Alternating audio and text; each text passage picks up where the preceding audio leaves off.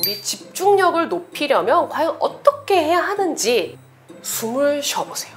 이게 바로 호흡 자각 훈련이라고 하는 건데요.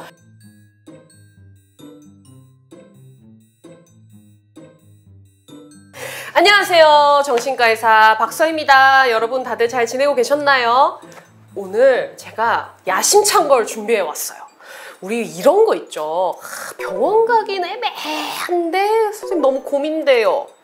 애매한데 고민돼요 해서 에고 시리즈를 한번 준비해 봤습니다. 기대되시죠? 장명 센스 그려요.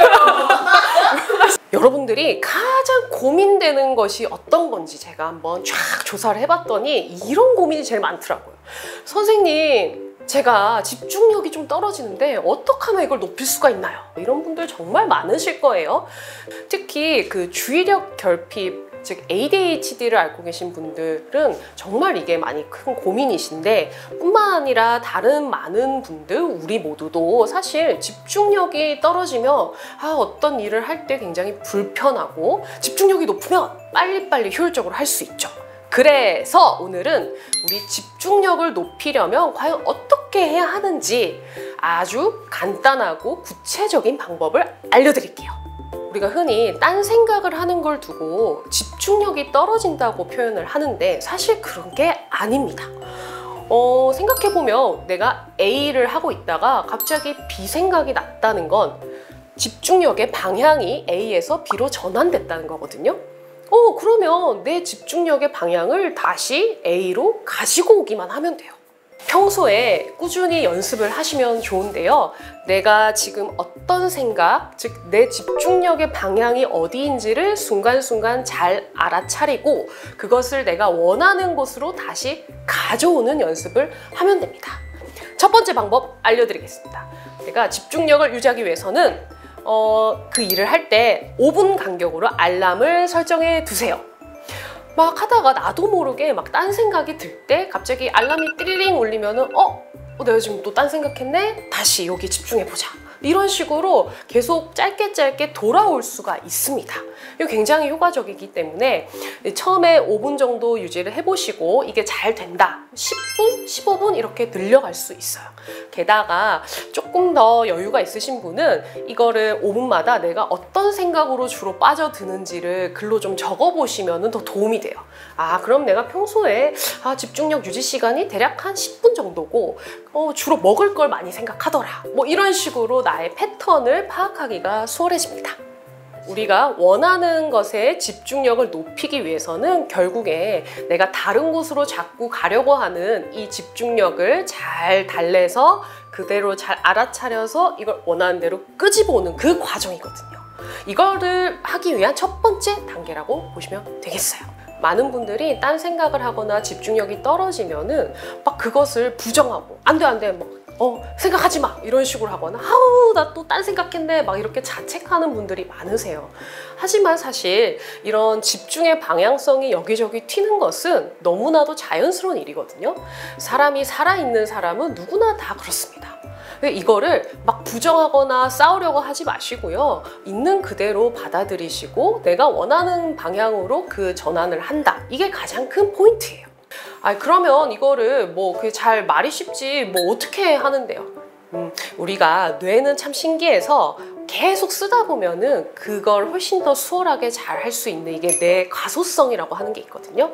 우리 왜 근육 만들려면 열심히 운동하면 근육 만들어지듯이 생각하는 것도 똑같아요. 그래서 평소에 이거를 꾸준하게 연습을 하면은 훨씬 더 잘 할 수 있습니다. 연습하는 방법 간단하게 알려드릴게요. 일단 첫 번째는 숨을 쉬어보세요. 이게 바로 호흡 자각 훈련이라고 하는 건데요. 호흡을 할 때 그냥 편안하게 앉은 자세에서 내가 숨을 쉬는 것에 집중을 합니다. 그리고 숨 쉬는 것을 잘 느낄 수 있는 어떤 신체 부위, 콧구멍도 괜찮고요. 그다음에 가슴이 나왔다가 들어갔다는 것도 괜찮고 배도 괜찮아요. 그런 신체 부위 한 군데만 딱 생각하면서 편안하게 숨을 들이쉬고 내쉬고 해보는 거예요. 자, 이때 지금도 다른 생각이 드시죠? 이거 뭘 시키는 거야 도대체? 이게 뭐 효과가 있어? 괜찮아요. 그 생각 그대로를 알아차리시면 됩니다. 저도 이걸 연습을 할 때 이랬거든요. 아, 이건 뭐 도움 되나? 이랬는데 갑자기 선생님께서 이게 도움이 되는지 생각을 하셨다면 괜찮습니다. 그냥 그대로 두시고 다시 호흡하고 있는 배에 집중해 보세요 라고 하시는 거예요. 3분 정도 알람을 설정해 두시고 편안하게 호흡을 하시면서 배에만 집중을 하면서 내가 지금 다른 생각을 하고 있네, 그 생각까지 그냥 알아차리시고 그대로 두고 다시 내가 원하는 방향, 호흡이라는 곳에 방향 전환을 한다. 평소에 그냥 한 번씩 계속 연습을 꾸준히 하시다 보면은 훨씬 더 집중력을 좀 자유자재로 방향 전환을 할 수 있을 거예요. 세 번째 방법. 우선순위를 정해서 한 가지씩을 하세요. 멀티태스킹은 멈춰! 우리 운전을 할 때도 휴대폰 하면서 운전하는 거 불법이잖아. 왜 그랬겠어요? 동시에 2가지 이상을 집중하는 것은 사실 굉장히 어렵거든요. 때문에 항상 급한 거 우선순위를 정해서 그것을 하나씩 순서대로 하는 것이 가장 좋습니다. 그래서 반드시 한 가지씩 하는 게 좋고, 만약에 어쩔 수 없이 2가지 이상을 막 동시에 해야 되는 상황이 왔다, 그럴 때는 당연히 그거는 시간이 좀 늦어질 수도 있고 집중력이 떨어질 수도 있다는 거를 내가 인정하고 받아들이시는 게 좋아요. 괜히 너무 스트레스 받지 마세요. 스트레스가 높아지면은 집중력이 더 떨어집니다. 네 번째 방법은 바로 탈중심화입니다. 뭔 소린가?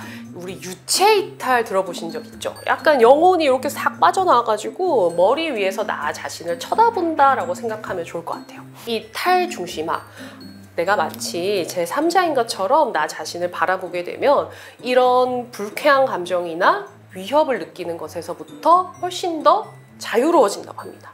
심리학자 에런 박사가 실제로 2020년에 코로나 때문에 한창 막 힘이 들 때 노인분들을 대상으로 실험을 해봤어요. 이런 탈중심화가 잘 되는 사람일수록 기분이 더 좋아지고 불쾌한 감정이 더 적어지고 그다음에 막 외로움도 덜 느끼고 행복 지수가 더 높았다는 연구 결과가 있습니다. 어떻게 하는 건가요? 자, 2가지 스텝을 밟아가면 되는데요. 첫 번째가 일단 객관적인 자세에서 내가 지금 처해 있는 상황, 그리고 내가 지금 느끼고 있는 생각과 감정을 있는 그대로 분석하는 거예요.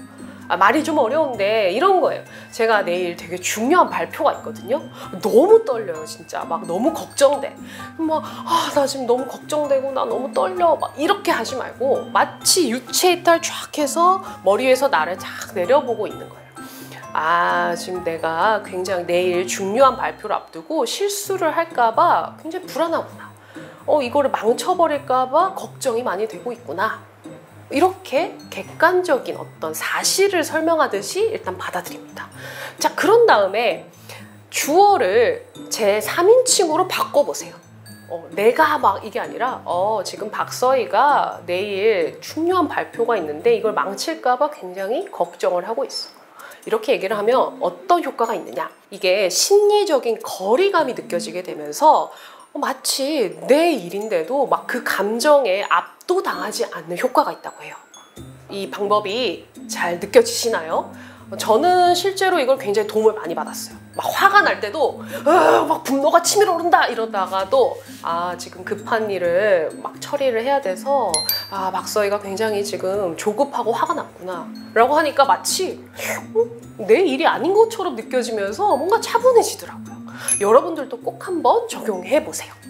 집중력이 낮아서 병원에 찾아온 사람들도 많나요? 요즘에는 이제 본인이 ADHD가 아닌가라고 이제 의심이 돼서 오시는 분들이 정말 많아요. 근데 또 막상 검사를 하면은 이게 질병까지는 아닌 경우들도 상당하거든요. 그러면 사실 더 애매한 거예요. 차라리 ADHD가 확진이 되면은 뭔가 약물 치료도 받고 해볼 텐데 그건 아니야. 근데 내가 일상생활에 불편함을 느낄 정도로 집중력이 떨어진다. 이런 분들이 진짜 고민이 많으시더라고요. 오늘 이렇게 집중력을 높일 수 있는 방법에 대해서 같이 얘기 나눠봤는데 어떠셨어요, 여러분? 실생활에서 조금만 연습해보면은 누구라도 다 집중력을 내 마음대로 자유자재로 높일 수 있습니다.